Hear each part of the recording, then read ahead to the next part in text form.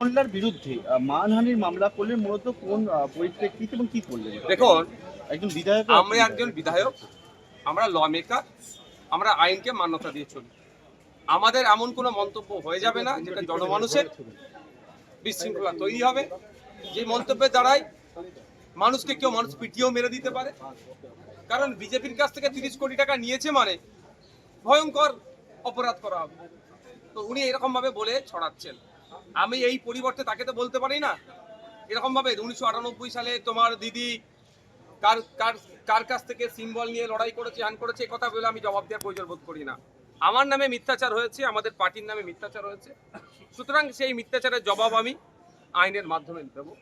উনি যে কথাগুলো বলেছেন সেইগুলো উনি কোর্টে এসে জানাবেন যে আমি কার মাধ্যমে, কবে, কোথায়, কিভাবে স্টেপ বাই স্টেপ নিয়েছি, মানে কি পাটে টাকা নিয়েছি, কি একবারই 30 কোটি টাকা নিয়েছি, 30 কোটি টাকার মধ্যে কত 100 টাকার নোট ছিল, কত 500 টাকার নোট ছিল, সবটাই এসে শোনাবে। আর নাহলে ক্রিমিনাল প্রসিডিউরে যেগুলো হচ্ছে সেগুলো। এক কথায় আমরা ছেড়ে কথা বলবো না। আমরা শাসকের অন্যায় অনৈতিক কাজ, একদিকে 26,000 চাকরি বাতিল, একদিকে আমাদের তিলোত্তমা বিচার পেল না, উল্টো দিকে কারামাইকেল হোস্টেলে বাঙালি হওয়ার বাংলায় কথা বলার জন্য আক্রান্ত হচ্ছে, একদিকে দুর্গাপুরে গোরক্ষক বাহিনীদের তাণ্ডবে মারছে, অন্যদিকে পুলিশ কাস্টাডিতে আমাদের যারা বিরোধীরা করছে, সে আপনি শত্রুঘ্না থেকে শুরু করে আর যারা আছেন, যারা যে ক্ষেত্রে মিরাক্কিদি থেকে শুরু করে নওশাদ সিদ্দিকী, যারা দেখবেন বিভিন্নভাবে পুলিশি হয়রানি করা হচ্ছে। আর উল্টো দিকে এই হয়রানি করে যখন আমাদেরকে আটকাতে পারছে না, আমাদের নামে মিথ্যাচার করে সামাজিকভাবে আমাদেরকে অপদস্থ করার চেষ্টা করছে। তো এই অপদস্থের জবাব আমি আমাদের কালো কোর্টের মাধ্যমে, আইনের মাধ্যমে বুঝে নেবো। ইঞ্চিতে বুঝে নেওয়া হবে, একটুও ছাড় দেওয়া হবে না। যে অসত্য কথা বলেছে সেই অসত্য কথার জবাব আমি আইনের মাধ্যমে নেবো। এখন 26 নির্বাচন তো সামনে আছে, তার আগে কি মনে করছেন যে নির্বাচনের জন্য এই অসত্য কথা বলা? দেখুন, আমার সাথে নির্বাচনের আগে কি এটা হাতিয়ার করতে চাইছে? দেখুন, আপনাকে বলি, আমার সাথে পেরে উঠতে পারছে না। আমার নামে একাধিক ধারায় একাধিক মামলা দিয়েছে। কদিন আগে আমাকে 24 ঘন্টা আটকে রেখেছিল। এই সমস্ত অ্যাডভোকেট যারা আছেন, এনাদের মধ্যে ছিলেন আরো অ্যাডভোকেটরা আছে, আমাদেরকে জামিন করিয়েছে। তো আমাকে আটকাতে পারছে না। তাহলে কি হবে? সামাজিকভাবে আমার যে রেপুটেশন তৈরি হয়েছে, আমি যে মানুষের পরিষেবা দিচ্ছি, জাত ধর্ম বর্ণের ঊর্ধ্বে গিয়ে মানুষের পাশে দাঁড়াচ্ছি, এটাই শাসকের ঈর্ষার কারণ হয়ে দাঁড়িয়েছে। আমাকে অফার হচ্ছে তৃণমূলে জয়েন করার জন্য, আমাকে নামে মিথ্যা মামলা হচ্ছে। সবটাই যখন আমি প্রত্যাখ্যান করছি, আমার সাথে আর কোনো অ্যাঙ্গেল থেকে পেরে উঠতে পারছে না। পাবলিক পারসেপশন আমার সম্পর্কে যদি খারাপ হয়, পাবলিক ডোমেইনে আমাকে এই ধরনের মিথ্যাচার করা হচ্ছে। আমি একটা কথা বলি, আমি 30 কোটি টাকায়, আমি এমন ক্যামেরা বলছি, নিলে 3000 কোটি টাকা নিয়ে আর আমি ভাববো? যদি ভাবি, নেবো না। ওই 30 কোটি টাকা আমার বাড়িতে, আমার হাতে ধুলো।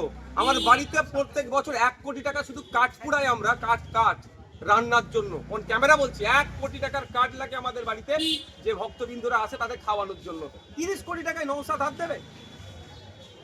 3000 কোটি হলে তাও আমার ভক্তরা বিশ্বাস করতো যে হতে পারে, তাও বিশ্বাস করবে না। আমি প্রসঙ্গক্রমে বলছি 3000 কোটি কেন? একদিকে আমার মিনিস্ট্রির অফার আছে, সেটাকে আমি সরিয়ে দিচ্ছি, আর আমার 30 কোটিতে আমাকে আটকে রাখবে? এই গল্পর জবাব আমাদের যারা সাহেবরা আছে তারা কোর্টের মাধ্যমে কেনার চেষ্টা হচ্ছে। যে রিসেন্টলি আপনাকে কোন অফার দিয়েছে তৃণমূল থেকে, বা কোন দল থেকে অফার পেয়েছেন? দেখুন, আমাকে তো অবভিয়াসলি তৃণমূল থেকেই তো আমাকে সবসময় করা হচ্ছে চলে আসো। এখন নতুন একটা ট্রেন্ড শুরু করেছে, আপনার সিটটা বাঁচিয়ে রাখতে হবে, আপনি দিদির সাথে যোগাযোগ করুন। আর আমি উত্তর দিয়েছি সেটা মিডিয়ার মাধ্যমে বলছি, দ্বিতীয়বার যে বিধায়ক হতেই হবে এই লোভ লালসা আমার মধ্যে নাই। আমি এতটুকুই বুঝি, আমি জেলে যখন আমাকে 42 দিন রেখেছিল, আমি শহীদ গোপীনাথ সাহার জীবনী জেলের মধ্যে পড়েছিলাম। তিনি 19-এর কোটা পার হয়নি, দেশের জন্য জীবন উৎসর্গ করেছিল। হাসির কাঠে তিনি গিয়েছিলেন, তার জীবনী আমি ক্ষুদিরামের জীবনী অনেক আগে পড়েছিলাম, কিন্তু প্রেসিডেন্সি জেলেতে গিয়ে শহীদ গোপীনাথ সাহা, আমার জেলার মানুষ, হুগলি জেলার মানুষ, তার জীবনী আমি পড়েছি। আর স্টেজে সেটা বলি। আর বাস্তবেও তিনি 19-এর কোটা পার হয়নি, আমার এই 30 কোটা জাস্ট ক্রস করছি, 30-এর কোটাতে আমি জাস্ট এন্টার করেছি। সুতরাং আমাকে এই কিনতেও পারবে না, মিথ্যা মামলাতে আমাকে আটকাতে পারবে না। আপনাকে অফার কে দিচ্ছে? আপনি অবশ্যই শাসক দলে যারা আছে তারা। লাস্ট যেদিনকে আমাকে অ্যারেস্ট করে সেই দিনকে আমি বিধানসভায় গিয়েছিলাম।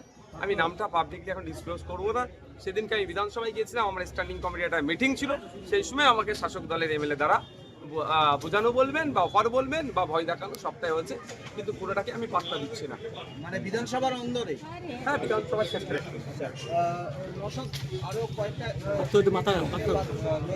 যেটা হচ্ছে আজকের কলকাতা জেলা জুড়ে বালিকা